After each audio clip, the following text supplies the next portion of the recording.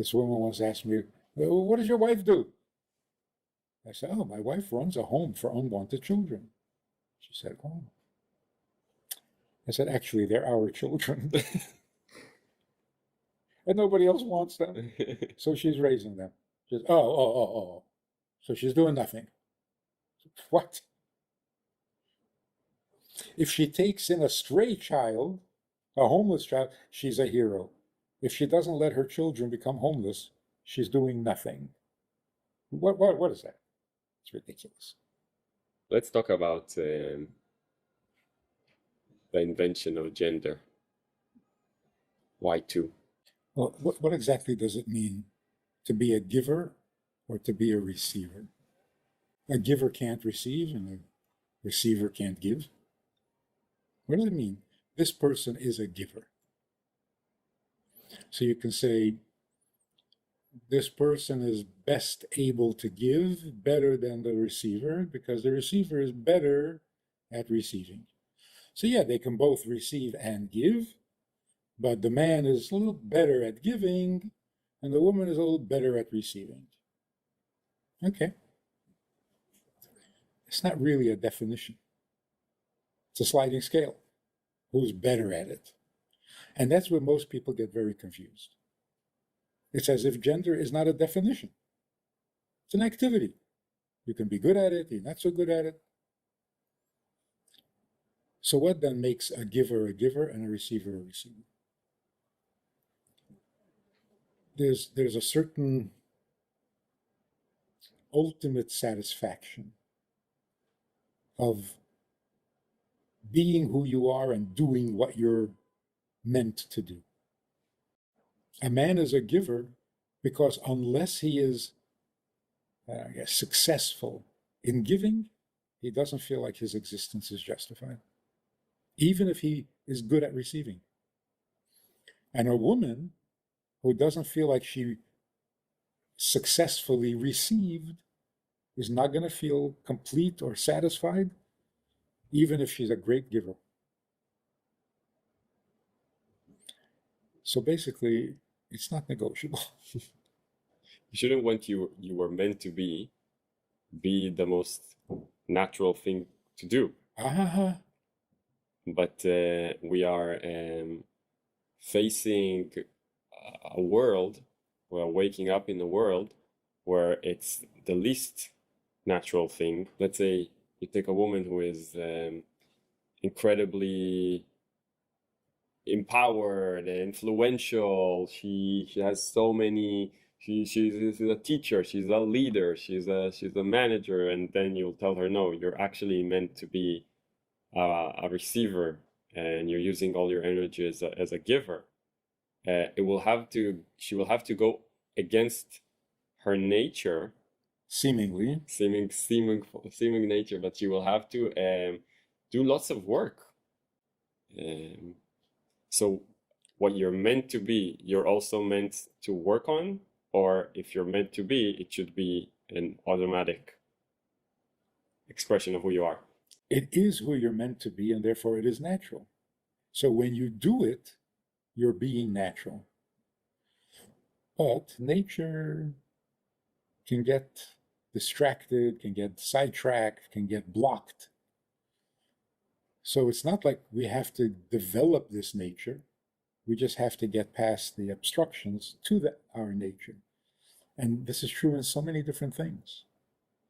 You know, a mother who gives birth and has no feelings for her children. That's her nature? No, that's not her nature. So what happened? This is a messed up world in which what should be isn't always what is. So sometimes you have to go back to your nature. And isn't that what most people go searching for? I'm going to find myself. Well, if it's yourself, why is it lost? Where did you misplace it? But that's true. So it's not that it's not natural.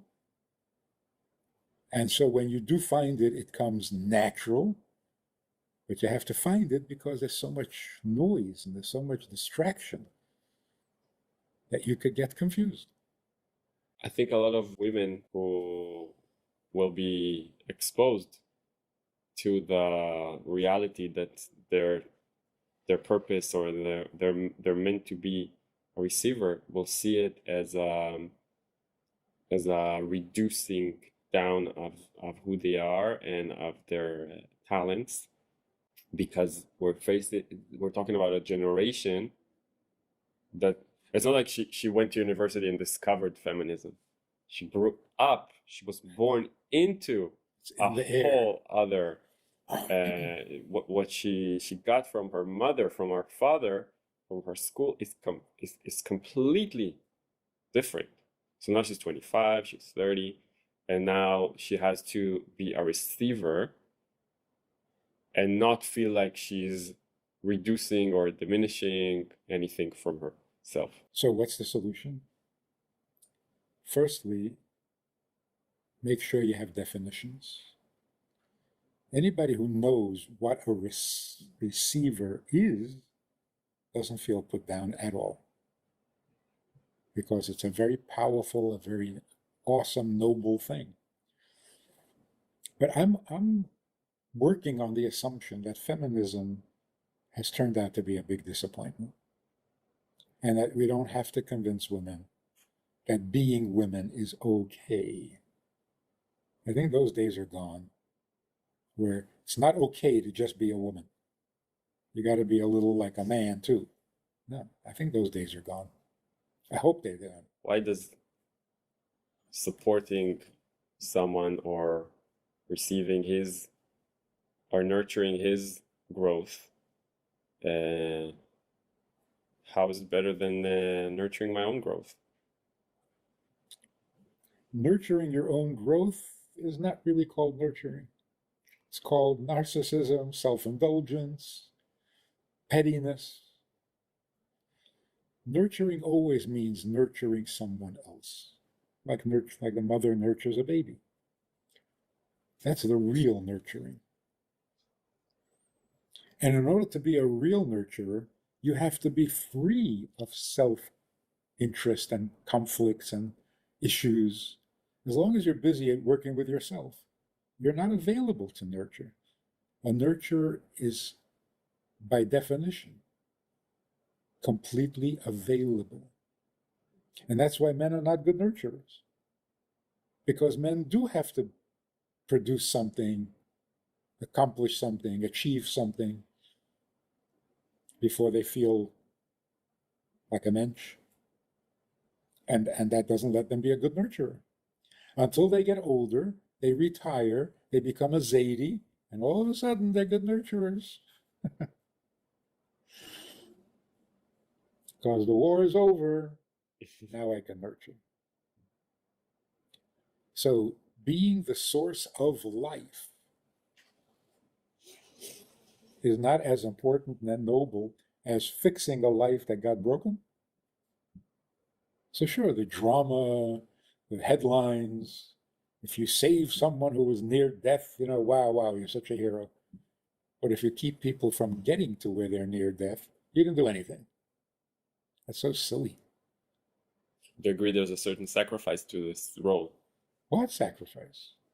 This woman once asked me, well, what does your wife do? I said, oh, my wife runs a home for unwanted children. She said, oh. I said, actually, they're our children. And nobody else wants them. So she's raising them. She says, oh. So she's doing nothing. What? If she takes in a stray child, a homeless child, she's a hero. If she doesn't let her children become homeless, she's doing nothing. What is that? It's ridiculous. Today, women who are exposed to those ideas, as you say, they were disillusioned feminism. They do discover spirituality, and they want to, okay, let's do this. Want to be Mikabel. But then they face either an existing partner or in the search of a partner, as a reality where the mashpia is not there. So what does a woman do who wants to be a receiver, but her husband is not a giver? Exactly. Well, in the dance between the giver and the receiver, where does the activity, where does the relationship begin? With the giver or with the receiver? You can argue both ways. If the husband is a real giver, then the wife will be a better receiver. And if the wife is a really great receiver, then the husband will be a better giver. Like with a student and a teacher. If you have a good student, all of a sudden you're a smart teacher. If you have a great teacher, all of a sudden you become a good student. So it works both ways, but what's the main power behind this is the feminine. The, the openness, the welcome that a receiver gives is irresistible to the giver. So when the woman is truly receptive to her husband, he will become a giver even if he hasn't been. Now, shouldn't get married that way. Shouldn't get married thinking he'll become a giver. No, he's got to feel like a giver to begin with. But what if you're married and after a while he shifts positions and suddenly he doesn't want to be a giver. He's lazy. He's turned off. He's discouraged. Or he doesn't have anything to give. Or he never had. Oh, Yeah. that's a disaster. That would be a disaster. We're assuming that every man can be a giver, but not every man is going to be a giver if he's been discouraged. So when you say a giver, you don't necessarily mean A genius? I was going to ask a giver of spirituality, of Torah. No. No. It's not a requirement. It's not it's not the main channel of giving. No, because then he's her rabbi. I don't want that. A giver means he gives himself, not something. And a receiver means received into herself, not into her house. So it's much more personal, much more internal. Now, what is the person who is giving himself? What will be the vehicle for it? Mm-hmm. What does it mean he gives himself? He just follows her around like a puppy dog? He's going to give himself in some medium. So he'll give himself in teaching, he'll give himself in providing money, or bringing home the bread. He'll provide himself by being entertaining, by being attentive, but it's the self that counts. So there are people who are very gentlemanly and very proper, and they'll do all the right things, but they're not giving themselves. Then there's frustration all around. Then there are people who don't have much to offer in terms of things, but they're really, their entire self is devoted. And that feels right. So a couple should discover the vehicle through which the giving and receiving can be expressed. Yeah. I remember an advertisement for a perfume long time ago. I don't expect anybody else to remember. But they were advertising this perfume. And the ad said, want him to be more of a man? Be more of a woman. That's so true. If you want to bring out the giver, be a better receiver. If you want to bring out the receiver, be a better giver. Mm-hmm. And that's why it's so workable. Because otherwise you think, hey, why are you not a better receiver? Go get your act together. Go. No. It's not something you can dismiss or step away from. If she's not being receptive, you got to be more of a giver.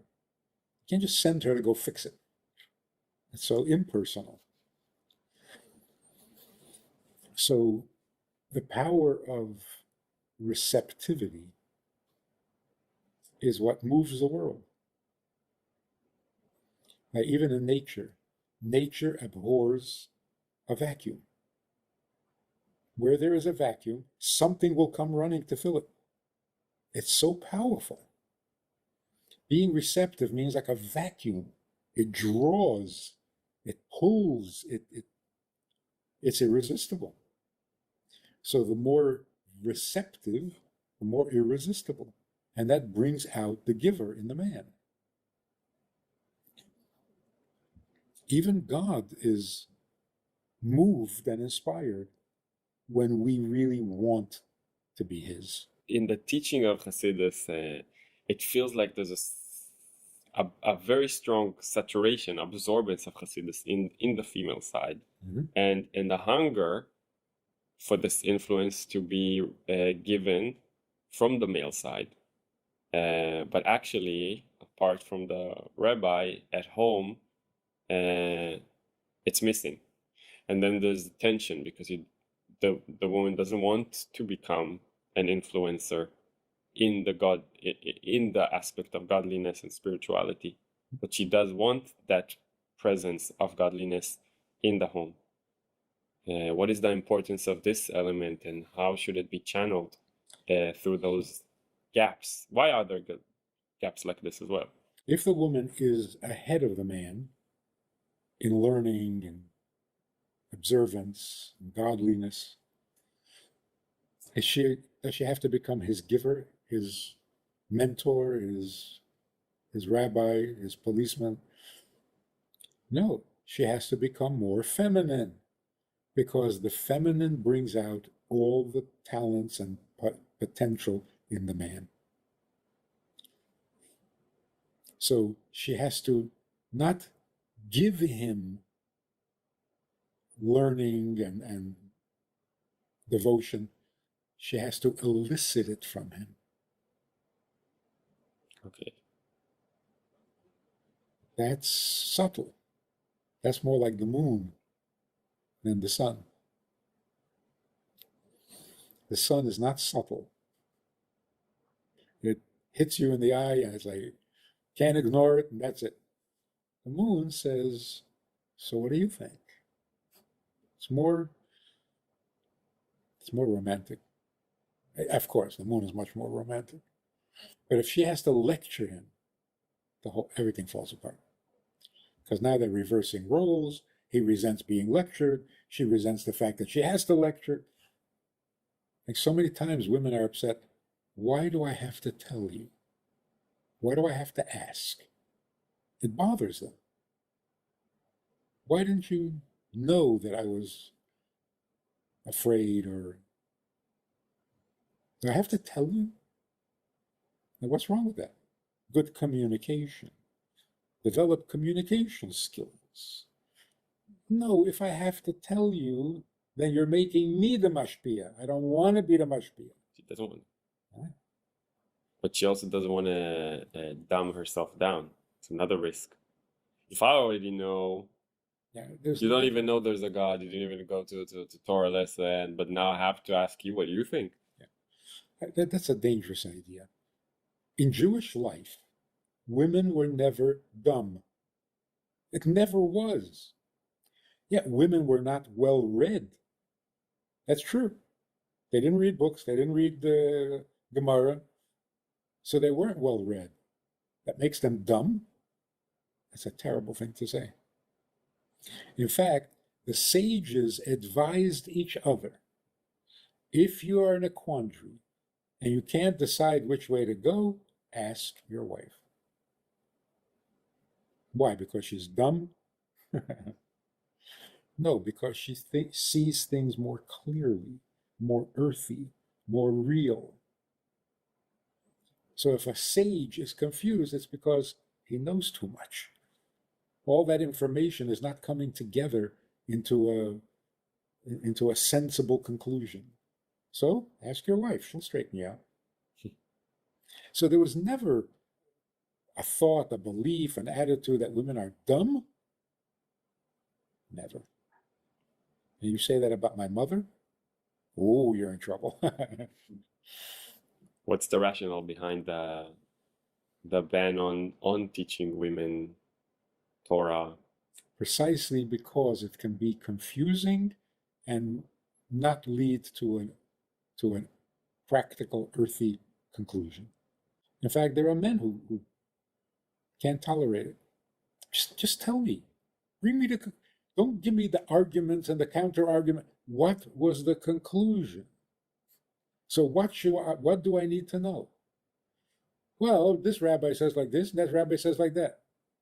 Why are you doing this to me? So it's not that she shouldn't have the knowledge, it's that she doesn't need necessarily the process. It's a different kind of knowledge. It's like a more intuitive knowledge, reaching the conclusion, not getting stuck in the pilpul. So it's the anchor, intellectually. You never said the woman is the foundation of her home. Yeah, in every way, the foundation of his intelligence. What gives his intelligence a solid hold in reality? His wife. Should a man be a receiver in order to be a giver? Before you can be a giver, you have to be a receiver. And that's why you have to be a good student. Because that's where you get to experience being a receiver.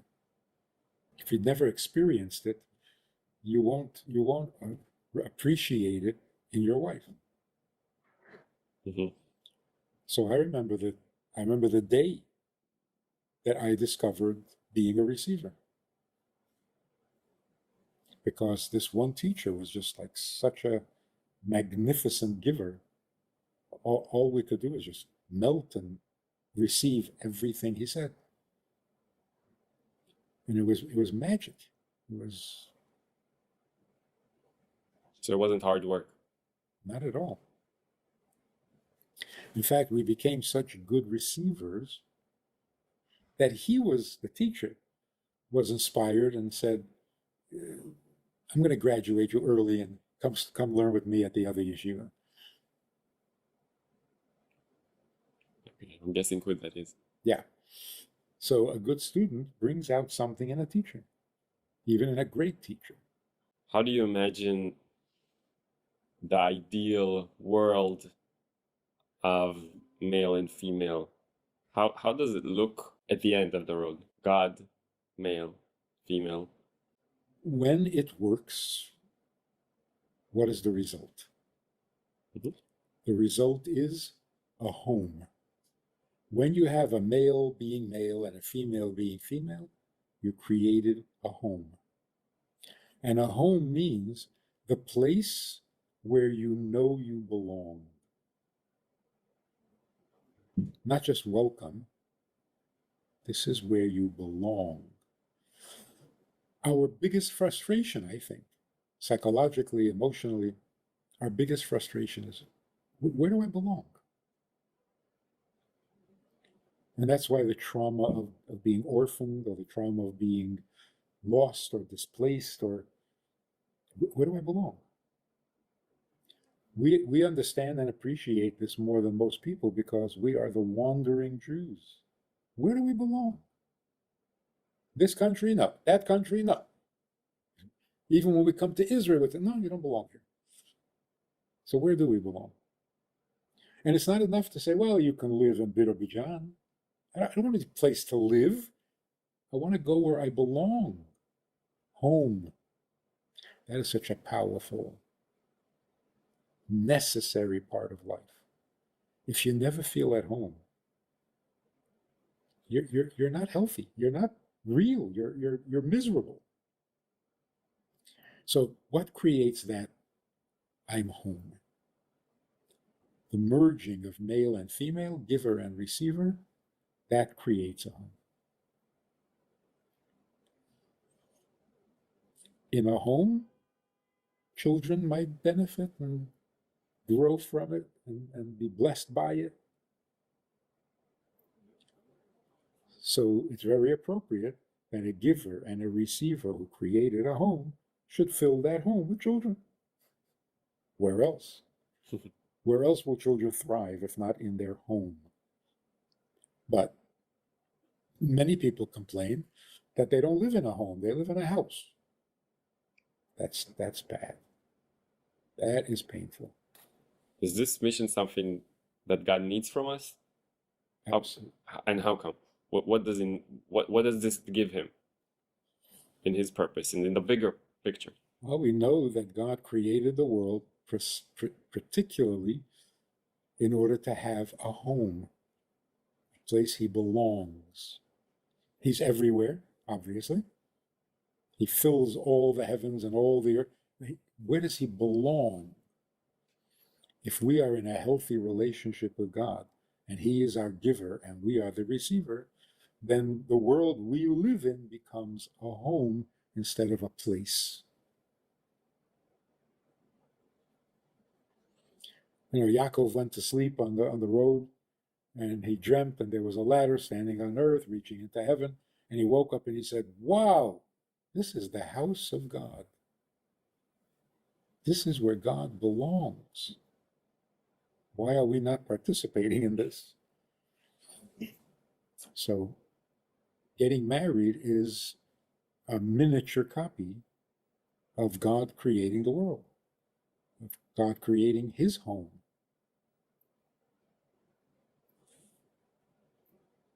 So a bunch of little homes eventually merge into one big home for God and his people.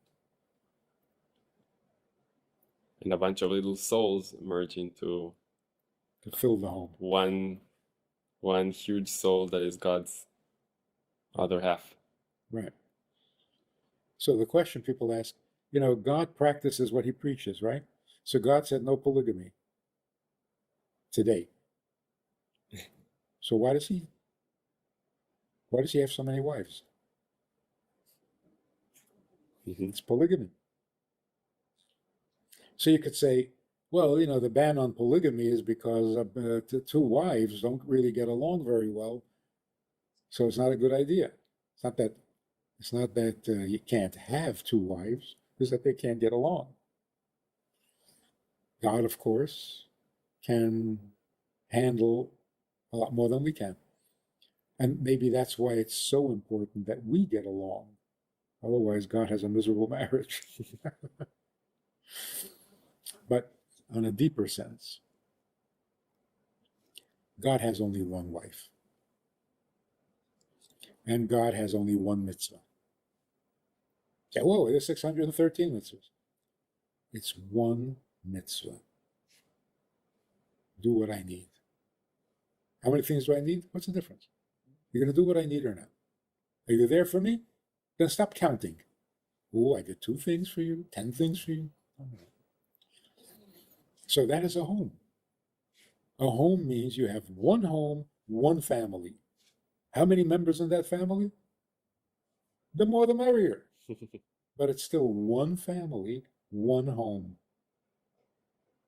So in God's perspective, we're all one. His people are just one people. Am echad. So he has only one wife. How many bodies does this one wife have? The more the better. But it's all oneness. If we all saw ourselves as being one project, one purpose, one goal, one direction, then God's marriage will be so much happier. But when we're fragmented, it's like a father whose children can't get along. It's just frustrating, and it's just so distasteful. And that's why what we're talking about, male, female, mashpia, mekabel, giver, receiver, it's such a universal idea. It unites us all. It's cosmic, not just universally human. Everything is male and female. Everything. If you know that male doesn't mean macho and female doesn't mean coquettish, it's a very powerful unifying force. Yin and yang. Yin and yang. I'm not complete, and my mission is not complete if you're not included. And you means every other human being in the world. But that's the kind of cosmic ideas children teenagers get inspired by. They don't want petty. Get a good mark on your car. You come home and they don't like this petty, parochial, tiny life. Everybody wants to feel that they're involved in something cosmic. And it is cosmic. Everything else is commentary.